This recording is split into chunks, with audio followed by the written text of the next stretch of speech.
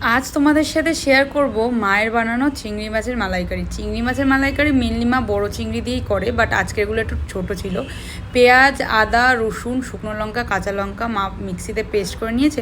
আর চিংড়িগুলো না একদম হালকা ভাজতে, চিংড়ি মাছ সবসময় হালকাই ভাজতে হয়, না টেস্ট হয় না।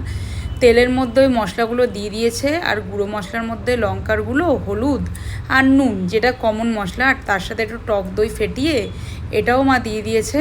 আর তারপরে ভালোভাবে নাড়িয়ে তারপরে যখন মশলাটা ভাজা ভাজা হয়ে যাবে, মেন ইনগ্রিডিয়েন্ট যেটা নারকেলের দুধ, যেটা দিয়ে অ্যাকচুয়াল গ্রেভিটা হবে, সেটা মা দিয়ে দেওয়ার পর যখন ঝোলটা ফুটে গেছে, তখন চিংড়ি মাছগুলো দিয়ে একটু ফুটিয়ে আর একটু ফোড়ন দিয়েছিল মা, ঘি, তার মধ্যে একটু শুকনো লঙ্কা, আর এটাকে ফোড়ন দিয়ে ওর মধ্যে ঢেলে দিয়ে তারপরে এটাকে ভালোভাবে ফুটে একটু হালকা সেমি গ্রেভি টাইপের হয়ে গেলে রেডি আমাদের চিংড়ি মাছের মালাইকারি। এটা কিন্তু মা এতটাও লাইট হয় না, একটু রিচ হয়, বাট একবার ট্রাই